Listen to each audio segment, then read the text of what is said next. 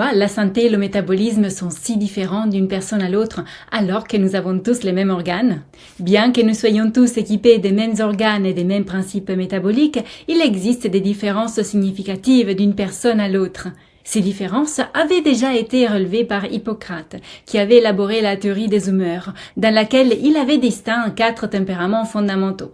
J'avais déjà introduit ce sujet dans la vidéo « 2 astuces infaillibles pour choisir ce que l'on mange ». Vous en souvenez? Je vous mets le lien ici en haut de cette vidéo et en description pour la revoir. Dans la vidéo d'aujourd'hui, nous allons parler de ces 4 typologies humaines plus en détail. Avec les connaissances scientifiques actuelles, nous pouvons aujourd'hui associer facilement les humeurs décrites par Hippocrate à 4 typologies humaines qui correspondent chacune à un profil précis d'hormones et de neuromodulateurs, qui influencent également la morphologie et la prédisposition à certains troubles ou dysfonctionnements. Voici pourquoi autant de différences d'une personne à une autre.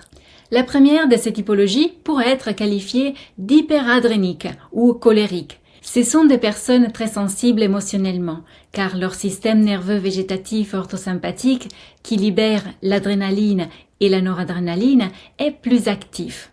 Cette dominance hormonale explique en grande partie leur comportement, ainsi que le risque de certains déséquilibres énergétiques et fonctionnels. Généralement vives et hyperactives, ces personnes peuvent souffrir de crampes et de contractures musculaires, d'une humeur changeante en fonction des variations atmosphériques, de photophobie, d'insomnie initiale due à la tension nerveuse ou des réveils nocturnes fréquents avec sensation de soif ou bouche sèche. Elles sont facilement sujettes à des troubles du foie et d'autres organes du système digestif, au calcul biliaire, aux crises hémorroïdaires, au syndrome du côlon irritable ou des maux de tête, souvent liés à l'activité du foie. Sur le plan psychique, ces personnes sont extraverties, créatives, généralement irritables, sujettes à des excès émotionnels ou à des véritables crises de colère. Leur tonus adrénalinique élevé garantit généralement un métabolisme actif, ce qui les protège de la prise de poids.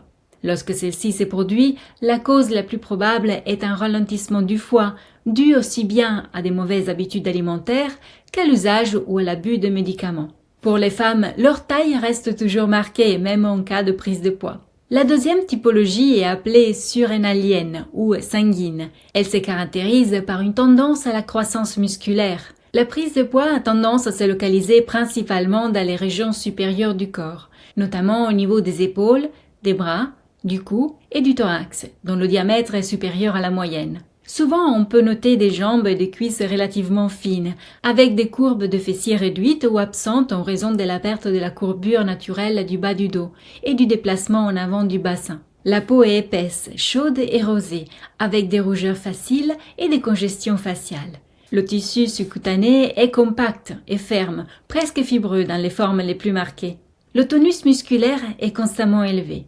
Ces personnes ont une prédisposition accrue à l'hypertension artérielle et aux maladies cardiovasculaires. Un trait assez caractéristique est un cou court, avec une bosse dorsale plus ou moins visible, correspondant à un épaississement au niveau des premières vertèbres cervicales. Parfois, des déséquilibres de la glycémie et le diabète peuvent apparaître. Passons à la troisième typologie appelée insulinique ou phlegmatique. Il s'agit du type qui a le plus tendance à prendre du poids. Ces personnes ont généralement un métabolisme ralenti et une tendance à l'hyperglycémie. Dans ces formes typiques, la localisation de la graisse se fait principalement dans la région centrale du corps, du bassin à l'arc costal, avec la présence de bourrelets latéraux visibles. Les cuisses et les jambes peuvent également être concernées avec des chevilles épaisses et dans les cas extrêmes, une importante infiltration lymphatique des membres inférieurs. Un trait constant est la disparition de la taille, ce qui distingue nettement ce type de surcharge pondérale de celui de la typologie colérique ou hyperadrénique. La tendance naturelle de cette typologie est le développement de pathologies telles que l'hypercholestérolémie, l'hypertriglycéridémie et le diabète. Si les déséquilibres de la glycémie et de l'insuline provoquent également une augmentation du cortisol et d'autres hormones stéroïdes, ces personnes tendront à grossir aussi dans la partie supérieure du corps et à développer des maladies cardiovasculaires et hypertensives. Cependant, leur accumulation de graisse est toujours molle, chaude et flasque, en contraste marqué avec la fermeté et la fibrosité de la typologie surrénalienne ou sanguine. Enfin, la quatrième typologie est celle lymphatique ou mélancolique. Ces personnes ont tendance à présenter un déficit de synthèse des hormones corticostéroïdiennes. Si l'alimentation n'est pas bien structurée, le résultat est une vitalité inférieure à la moyenne, des défenses organiques moins actives, une pression artérielle généralement basse et une sexualité qui doit composer avec une énergie vitale peu exubérante.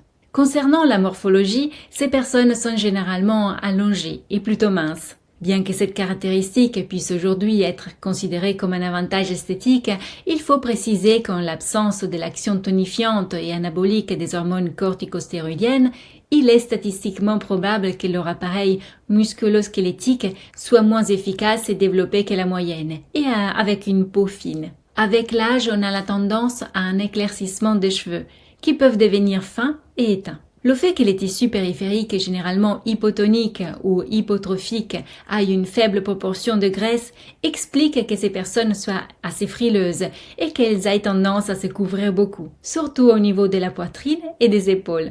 Ces personnes sont très prédisposées à la fatigue physique et aux activités sportives exigeantes. Elles sont cependant très attentives à leur tenue vestimentaire et sont très scrupuleuses dans le choix de leurs repas.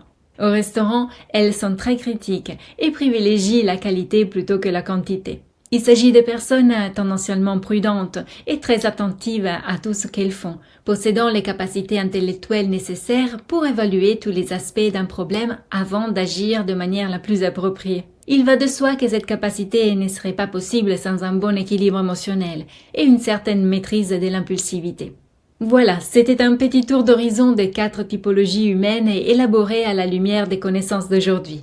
Vous avez probablement identifié à quelle typologie vous ressemblez le plus, ainsi que pour les membres de votre famille. Ceci doit nous guider pour mieux nous connaître et dans une autre vidéo, je vous expliquerai comment utiliser ces informations pour mieux choisir son alimentation.